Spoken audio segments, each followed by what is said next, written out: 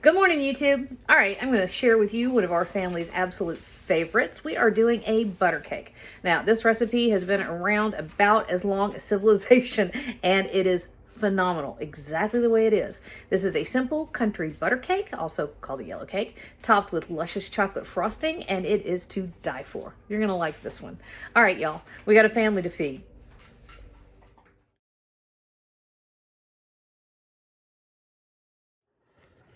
All right, we're gonna go through this cake pretty fast, mainly because it just goes pretty fast. Make this cake, I'd say 4 times. And by the time you've done it 4 times, you'll have it memorized and you can go through it, just knock it out in no time. I have actually spent more time putting my ingredients together in my little containers this morning than it takes to actually put it together if you're just going straight from scratch, right? Okay, so this is 2 sticks of butter. That's a cup of butter. It's 227 grams of butter. This is unsalted only because they didn't have salted in the store. I'm a Southerner. I normally use salted butter. People freak out over that. I don't know why. All right, so I let that come to room temperature, and we're gonna put this right in our mixer. My allergies have started for the year, y'all. Sorry. I sound a little icky. All right, 1.5 cups of sugar. I can't remember, 319 grams, I think. Well, double check me on that one, y'all. So our sugar and our butter are gonna come in here and just work together. We're gonna let this mixer go for a few minutes. I'd say 5 minutes. We're gonna pump it up the speed a little bit, and we're gonna add a teaspoon of kosher salt. If you use table salt, you're gonna use half, so half teaspoon, okay? I'll be back in 5 minutes. I'll show you what this looks like when it's ready. All right, here's what we're looking for, guys. See how much lighter in color that is? That's what you want. I forgot to turn off my dishwasher. Of course, I almost always do. All right, so the next thing we're gonna do, and this takes a lot of egg yolks. Don't panic. Make a bunch of egg white omelets. Separate your eggs. Make a lemon meringue pie. There you go. All right, so we have 8 egg yolks. And for the most part, these are whole. One of them broke, no big deal. So you're gonna plop these in here approximately 1 at a time. And you're just gonna let it keep going until they're fully incorporated. I mean, don't kill yourself over it, but you do want to make sure that everything's mixing in really well at this stage. Let me see what I can show you. Hang on. So, scrape down my bowl. I've still got 4 and slightly more egg yolks. So you just put them in there 1 at a time. You could actually speed your mixer up a little bit. Hang on. Let's speed him up a little bit. To about there. There's when you can add another one.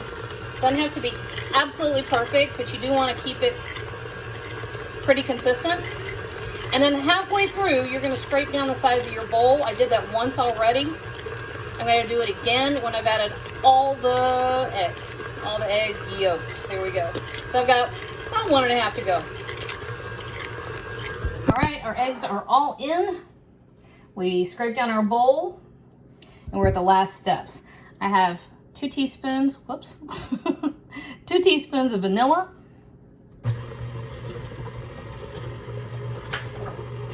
And I have about 1.5 teaspoons of baking powder. And I'm adding it to my flour, 2 cups of cake flour. I'm adding the baking powder to my cake flour because if you throw it right in your bowl while you're mixing stuff up, baking powder can clump. It's kind of lumpy, and you might bite into a piece of cake and you've got a big nasty pocket of baking soda, which not that I have ever done such a thing, but it could happen. All right, so we're gonna add 3/4 cup of milk and our 2 cups of cake flour in about thirds. Okay, so we add some flour and let it mix for a minute. Now, what do you do if you don't have cake flour? You do not have to run to the store. If you've got all-purpose flour and you've got cornstarch or corn flour, measure out a cup of all-purpose flour, take a tablespoon of the flour out and replace it with a tablespoon of cornstarch. So 1 tablespoon of cornstarch replacing 1 tablespoon of all-purpose flour for each cup. Does that make sense? I almost never have cake flour. I just don't. I always have cornstarch. I always have all-purpose. Don't have cake flour. I just almost don't buy it. This time I did. Why did I have it this time? Oh, I know. Boone has been on a baking kick lately. And I've noticed when kids are first starting to bake, introducing them right off the bat to substitutions often doesn't work real well. It's just confusing. I would really rather spend a little extra money, make an extra trip to the store, make sure 100% of the ingredients match the recipe, than to have them watch me winging it right off the bat. So that's why I have cake flour. We've also been making tons of sourdough bread. Stuff is stunning. I'm going to make a video. I've shown you a couple times how to make starters, and I have an ancient video on how to make sourdough bread. Boone actually did a bunch of research and came up with the method that we're using now. I like it better. So I have a video from last year on how to make a sourdough starter. I'm going to show you how to make the sourdough bread with the combination of the new method I've developed from Boone's method. Does that make sense? Don't worry about it. I promise it works. And it's easy. I took his method, which gave this nice, chewy, crusty, whatever, and adapted it. All right, why am I talking about bread? We're making a cake. So this is everybody's favorite cake. I know if you've been to the freezer section of your grocery store, there is a certain pound cake. You know what I'm talking about? Not that I would ever, you know, eat it straight out of the freezer. I would never. Of course not. But there is a certain pound cake. This is not exactly like that. This is lighter. But the flavor is rock solid. That didn't get mixed in. A grain of, it was either salt or baking soda. I'm not sure what. So anyway, here is our batter.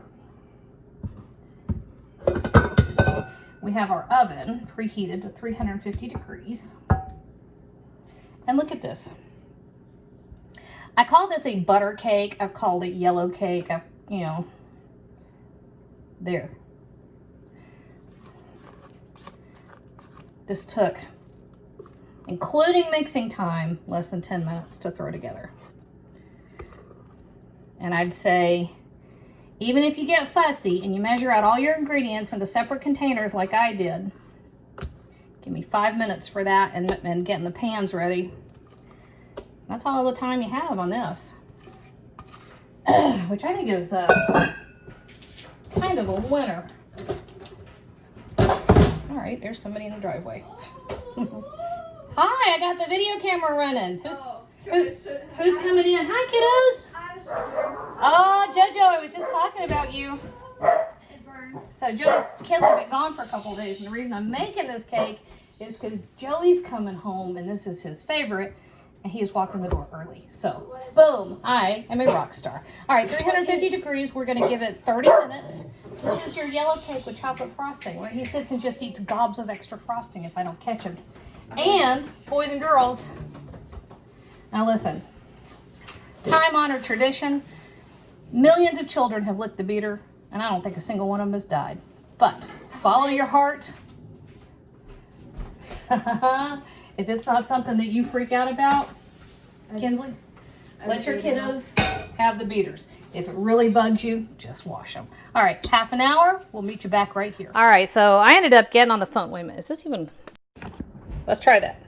All right, so I ended up getting stuck on hold and got excited because it's the first time since the shutdown that you know, one of those long, where you can't even get through to somebody, and then at least I was on hold, and anyway, still didn't work. All right, so right at 32 minutes, and I inserted a skewer into the center of the cakes, and they were done, and I turned them over, and I've just been letting them sit here.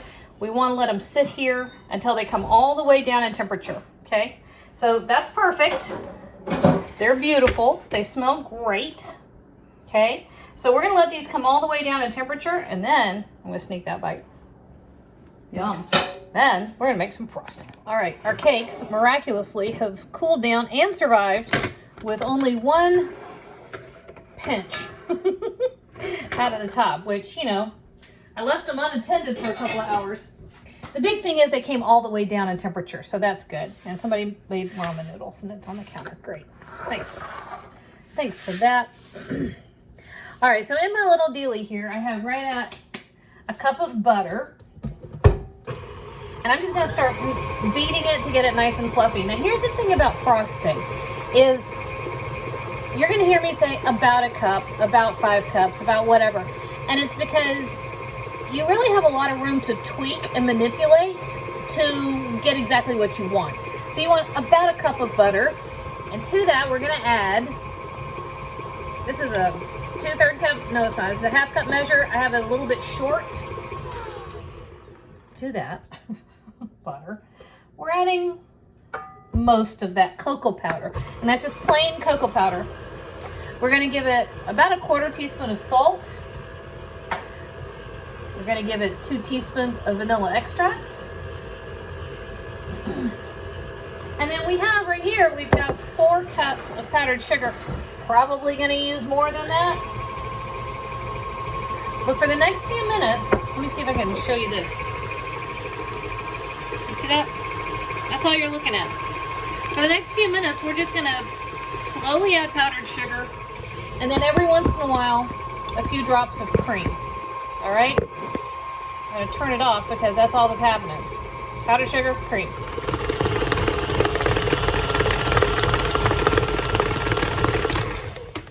So here's what mine ended up being. Had a cup of butter, about a third of a cup of cocoa powder, 4 cups of powdered sugar, and about 4 tablespoons or a 1/4 cup of heavy cream. And I just beat the fire out of that. Now we're gonna ice our cakes. All right, so here's what we're gonna do. I am a cake maker. I am not a cake decorator. I have never pretended to be. And I only just recently got one of those fancy offset spatulas, only because my daughter wanted it for something and she bought it on my credit card. So all I'm gonna do is ice this cake. I've done it 100,000 times. I've shown you just basic cake icing on 1,000 videos. I'm not gonna make you watch it, but in essence, this is icing a cake. This is how I do it. My cakes are homemade and they look like it. They taste amazing though. Okay, so all you do is put a bunch over the top and then you just squish it. You squish it all the way over the edges. If you run short, get some more, okay? And then when you get to the edges, you just push it over the edge, see, like that, and you start working it down. I'll be back when there's something else to look at.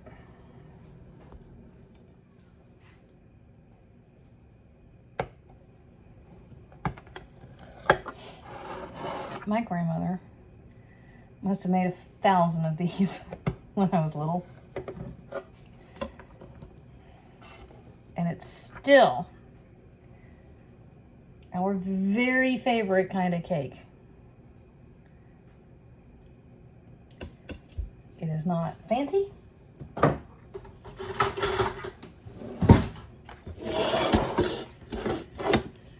But it is absolutely to die for delicious. This one's always so good.